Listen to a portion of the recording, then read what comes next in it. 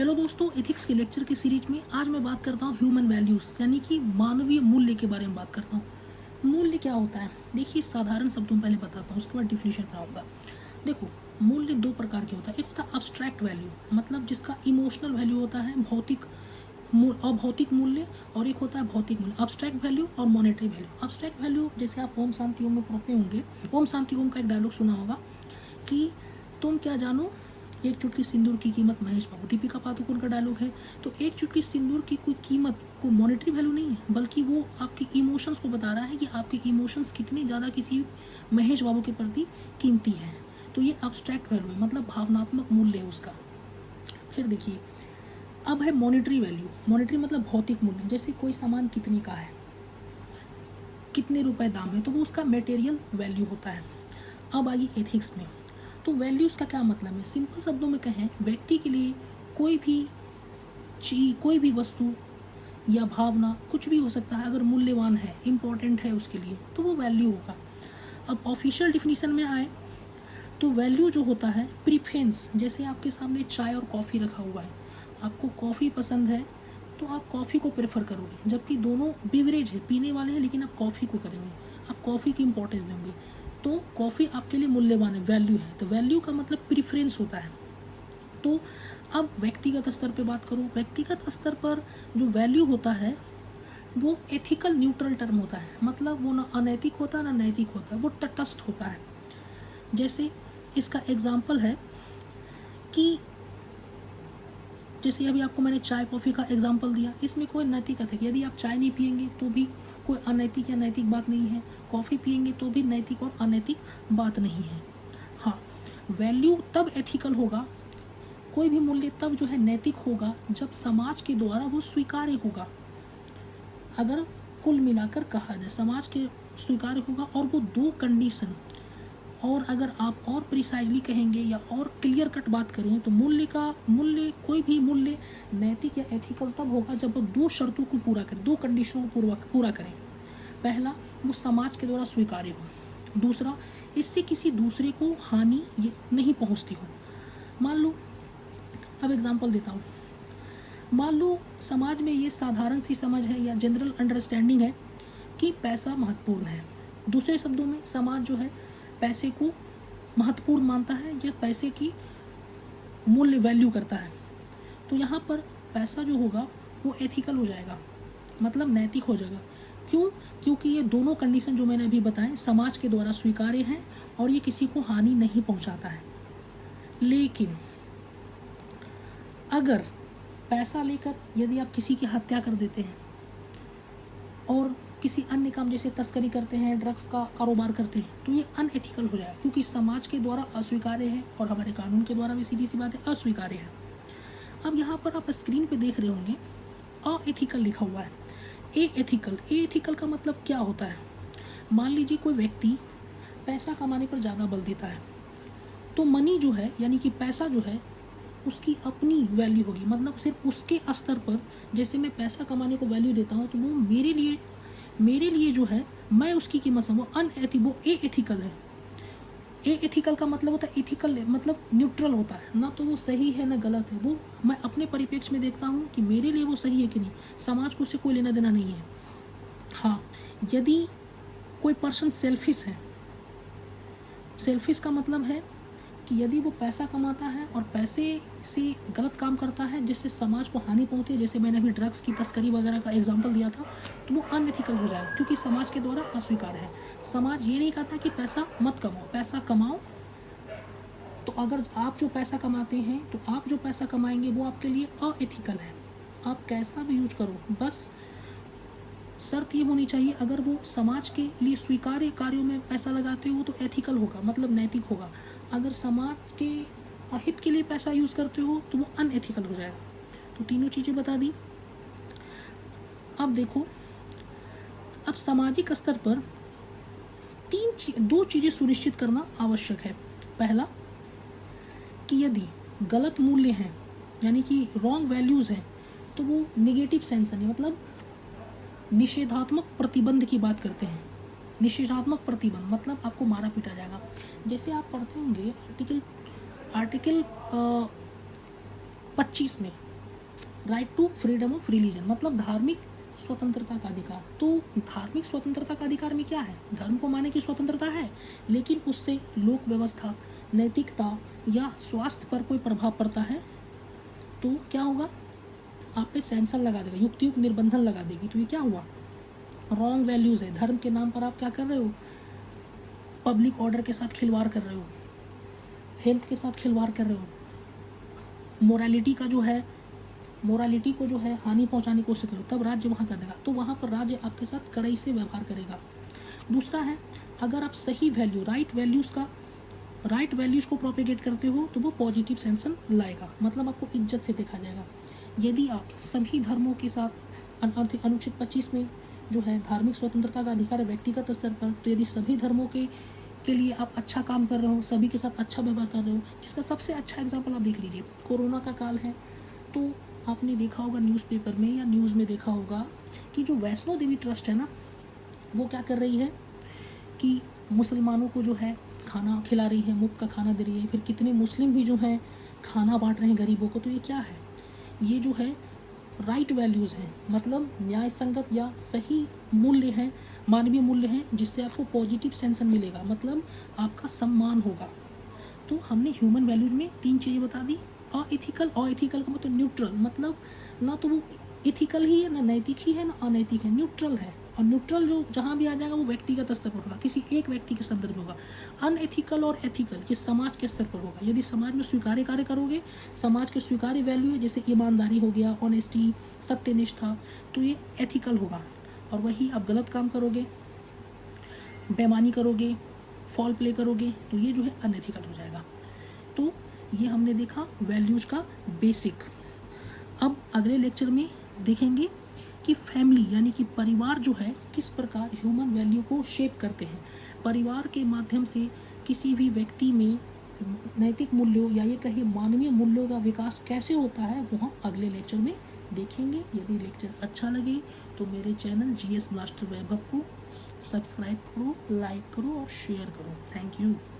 देखो, इससे पहले के लेक्चर में मैंने वैल्यू, मानवीय मूल्य की बेसिक्स बताई थी, बेसिक अवधारणा बताई थी। अब मैं इस लेक्चर में ये बताने जा रहा हूँ कि मानवीय मूल्यों के निर्माण में परिवार की क्या भूमिका है। तो परिवार एक ऐसी जगह होती है, परिवार एक ऐसा समूह होता है लोगों का, ऐसी संस्था आप उसको मान के चलो कि जहाँ पर जो बच्चा होता है ना, अपनी ज़िंदगी का अधिकांश समय बिताता है और परिवार के विभिन्न लोगों के संपर्क में आता है, और संपर्क में आने के बाद उसकी पर्सनालिटी में डेवलपमेंट आता है, विकास होता है, उसका व्यक्तित्व विकसित होता है। व्यक्तित्व मैंने बताया था, व्यक्तित्व या पर्सनालिटी जो होता है किसी व्यक्ति के लक्षण होते हैं जो कि उसको जेनेटिकली अपने माता पिता से मिलते हैं, और कुछ जो है लक्षण जिस वातावरण में वो रहता है उससे उसे प्राप्त होते हैं। कभी कभी आपने बॉर्नवीटा का प्रचार देखा होगा, जो लिटिल चैम्प बॉर्नवीटा का आता है, उसमें देखा होगा, उसमें वो एडवर्टीजमेंट में बोलती है उस बच्चे की माँ कि बच्चों का 10% विकास, 90% जो है दिमाग, ब्रेन जो है माँ के गर्भ में विकसित हो जाता है, 10% विकास जो है जब वो गर्भ से बाहर आता है, मतलब जिंदगी जब वो पृथ्वी पर आता है, धरती पर आता है, तब होता है। तो आपने देखा 90% गर्भ में ही हो जाता है, बाकी 10% जो आसपास का पर्यावरण होता है बच्चे का बाहर धरती पर, उसके संपर्क में होता है। तो ये बात है। तो परिवार कैसे वैल्यू को इनकलकेट करता है, वैल्यू का निर्माण करता है।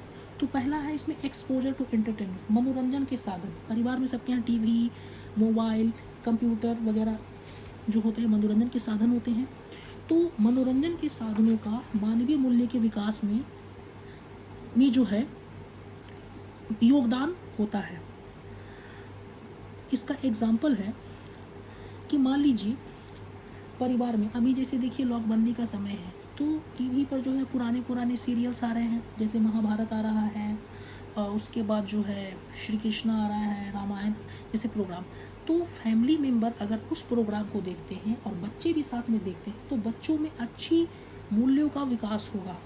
अच्छे मूल्य मतलब सत्यनिष्ठता, फिर सेवा भाव का विकास होगा, वफादारी जैसे मूल्य आएंगे जो समाज में स्वीकार्य है और हाईली रिस्पेक्टेबल है, मतलब बहुत ज़्यादा आदरणीय मूल्य है। इसी के विपरीत यदि बच्चे दिन भर WWF देखते हैं, बॉक्सिंग मैच देखते हैं और अन्य इसी तरह के हिंसक कंप्यूटर गेम खेलते हैं तो उनके दिमाग में हिंसा जैसे यानी वायलेंस जैसे मूल्य विकसित होंगे जो समाज में अस्वीकार्य है। तो जो परिवार के सदस्य हैं उनको इस बात का खास ख्याल रखना चाहिए कि बच्चों को मनोरंजन के उसी साधनों से अवगत कराया जाए, उसी साधन को बच्चों को दिया जाए और वही प्रोग्राम्स टीवी पर दिखाए जाए, वही गेम खेलने दिए जाए जिससे बच्चों में नैतिक मूल्यों का विकास हो, समाज में स्वीकार्य मूल्यों का विकास हो। और अब एक एग्जाम्पल देखिए, अब्दुल कलाम हमारे टेक्नोक्रेट प्रेसिडेंट थे, हमारे राष्ट्रपति थे अब्दुल कलाम।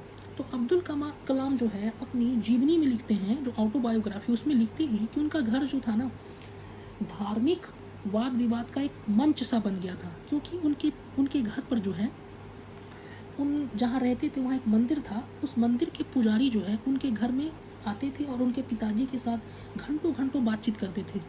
तो इससे क्या हुआ, जो हमारे राष्ट्रपति थे महामहिम अब्दुल कलाम, उनके दिमाग में सभी धर्मों के प्रति जो है आदर की भावना का विकास हुआ। ये है एग्जाम्पल। यदि एग्ज़ाम में लिखने आए तो ये 2-3 पॉइंट लिख देना, आपके 200 शब्द आराम से हो जाएंगे। फिर दूसरा जिसके माध्यम से फैमिली जो है ह्यूमन वैल्यू मानवीय मूल्यों का विकास करती है बच्चों में, वो है मोरल स्टोरी, नैतिक कहानियाँ जो दादा दादी के द्वारा, जो सीनियर ओल्ड पर्सन्स होते हैं उनके द्वारा सुनाया जाता है। तो जो जॉइंट फैमिली होती है उसमें क्या होता है कि जो माँ बाप होते हैं या तो वो घर के कार्यों में व्यस्त होते हैं या जॉब करने बाहर जाते हैं और बच्चों को जो है उनके दादा दादी के साथ छोड़ जाते हैं। तो बच्चे क्या करते हैं, बच्चों को जो दादा दादी कहानियाँ सुनाते हैं, जैसे हरिश्चंद्र के बारे में और भी पौराणिक कहानियाँ सुनाते हैं, तो उससे क्या होता है बच्चों के दिमाग की कंडीशनिंग होती है। कंडीशनिंग इन द सेंस उसमें जो है नैतिक मूल्यों का प्रभाव होता है, नैतिक मूल्यों का जो है विकास होता है। वो जो है जो कहानी के पात्र हैं उसके जैसा बनने का प्रयास करते हैं। जैसे बराक ओबामा, अमेरिकी राष्ट्रपति बराक ओबामा का एग्जाम्पल लीजिए। बराक ओबामा जो है अपनी दादा दादी के साथ लगभग सालों 10 साल तक जो है साथ में रहे, 10 साल से ज़्यादा समय व्यतीत किया और उनके दादा दादी ने कहानियों के माध्यम से और अपने अन्य क्रियाकलापों के माध्यम से उन्हें ये विश्वास दिला दिया कि वो जो है अपने आप से बढ़कर है, मतलब वो वास्तव में जो है, मतलब उनके अंदर जो टैलेंट है उससे कई गुना टैलेंट उनमें है और उन्होंने साबित करके भी दिखाया दुनिया के सबसे पावरफुल देश का राष्ट्रपति बनकर और one of the best president of United states of America बनकर। दूसरा है रोल ऑफ पैम्परिंग। पैम्परिंग का मतलब होता है बढ़ावा देना, शाबाशी देना जिसको कहते हैं ठेठ भाषा में, लेमन टर्म में।